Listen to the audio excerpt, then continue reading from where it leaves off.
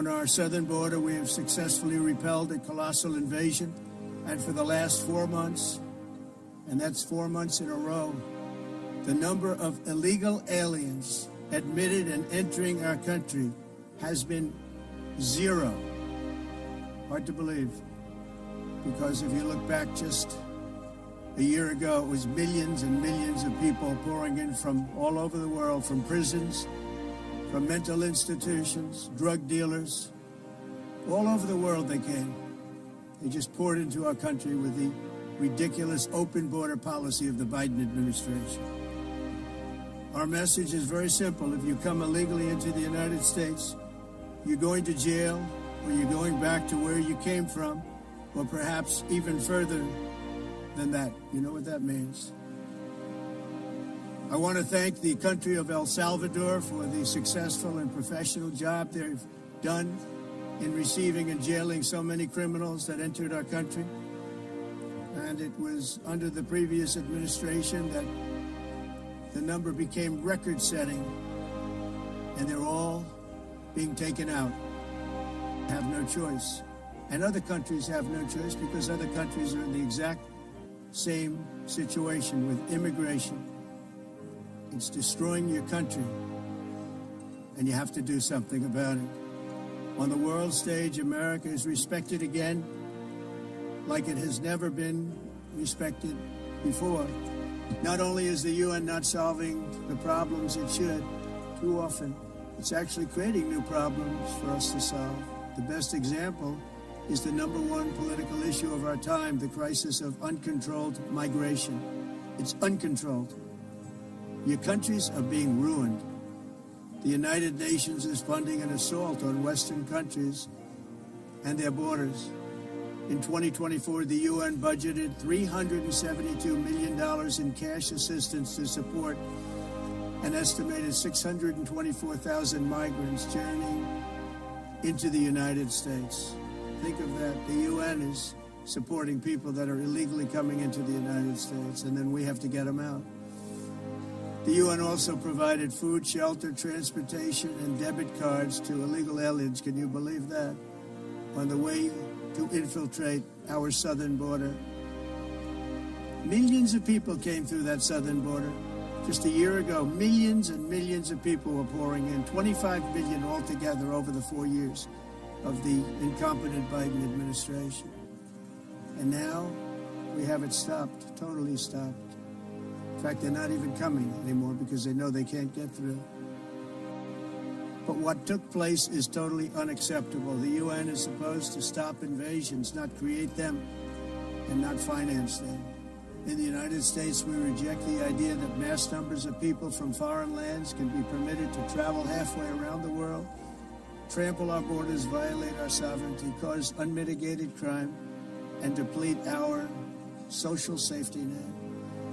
We have reasserted that America belongs to the American people, and I encourage all countries to take their own stand in defense of their citizens as well. You have to do that because I see it. I'm not mentioning names. I see it, and I can call every single one of them out. You're destroying their countries. They're being destroyed. Europe is in serious trouble. They've been invaded by a force of illegal aliens like nobody's ever seen before. Illegal aliens are pouring into Europe. Nobody is ever, and nobody's doing anything to change it, to get them out. It's not sustainable. And because they choose to be politically correct, they do just absolutely nothing about it. And I have to say, I look at London, where you have a terrible mayor, terrible mayor. And it's been so changed, so changed. Now they want to go to Sharia law. But you're in a different country. You can't do that. Both the immigration and their suicidal energy ideas will be the death of Western Europe if something is not done immediately. This cannot be sustained. What makes the world so beautiful is that each country is unique. But to stay this way, every sovereign nation must have the right to control their own borders. You have the right to control your borders, as we do now. and to limit the sheer numbers of migrants entering their countries and paid for by the people of that nation that were there and that built that particular nation at the time. They put their blood, sweat, tears, money into that country, and now they're being ruined. Proud nations must be allowed to protect their communities and prevent their societies from being overwhelmed by people they have never seen before, with different customs, religions, with different everything. Where migrants have violated laws, lodged false asylum claims, or claimed refugee status for illegitimate reasons, they should in many cases be immediately sent home.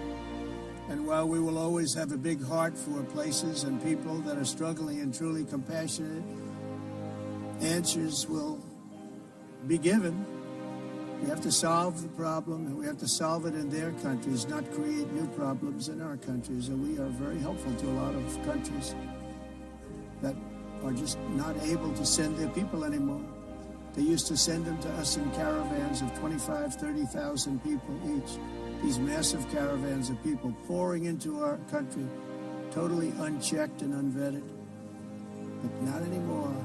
According to the Council of Europe in 2024, almost 50% of inmates in German prisons were foreign nationals or migrants. In Austria, the number is 53% of the people in prisons were from places that weren't from where they are now.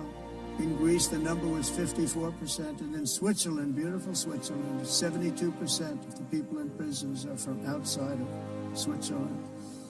When your prisons are filled with so-called asylum seekers who repaid kindness, and that's what they did, they repaid kindness with crime, it's time to end the failed experiment of open borders. You have to end it now. So I can tell you, I'm really good at this stuff.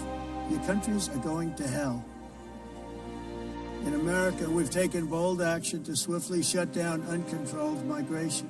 Once we started detaining and deporting everyone who crossed the border and removing illegal aliens from the United States, they simply stopped coming. They're not coming anymore. We're getting a lot of credit, but they're not coming anymore.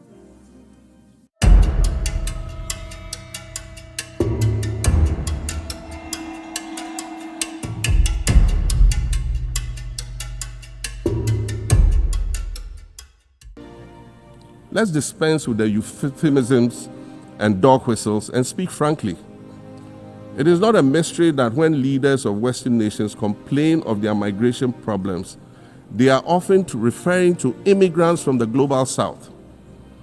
But many of those immigrants are climate refugees. And interestingly, the global north emits 75% more greenhouse gases than the global south. However, the effects of climate change are more severe in the global south because we lack the resources to address them effectively. And so when the desert encroaches on our villages and towns and they become unlivable, we are forced to flee. Warsan Shire, a Somali-born prophet, a Somali-British poet born in Kenya to Somalian refugee parents, was London's first youth poet laureate. She writes in her poem titled Home. And it says, you have to understand that no one puts their children in a boat unless the water is safer than the land. No one bends their palms under trains beneath carriages. No one spends days and nights in the stomach of a truck feeding on newspaper unless the miles traveled mean something more than just a journey. Madam President, we cannot normalize cruelty. We cannot normalize hatred. We cannot normalize xenophobia and racism. If we're going to tell a story, let's not tell it slant. Let's tell all the truth. When we speak of migrants, we speak of Mami Ewusi Mensah Frimpong, a judge on the U.S. District Court for the Central District of California. She's the first black female judge on any of California's 4 federal district courts. She was born here in America to immigrant parents from Ghana. We speak of Peter Bosman, a medical doctor in Ghana who moved to the town of Piran in Slovenia in the 1980s and later became the first black mayor of Piran, the first black mayor in Slovenia and in the whole of Eastern Europe. We speak of T. Michael, the iconic Ghanaian Norwegian artist and designer. And of course, we speak of the late Kofi Annan, former United Nations Secretary General.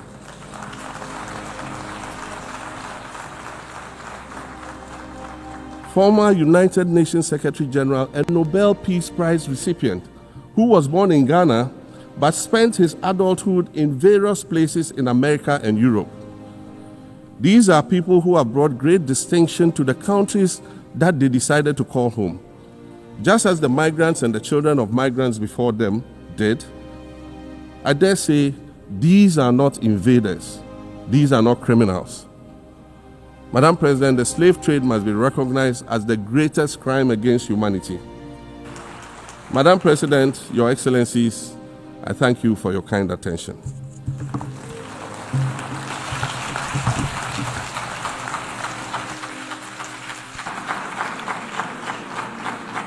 On behalf of the General Assembly, I wish to thank the President of the Republic of Ghana.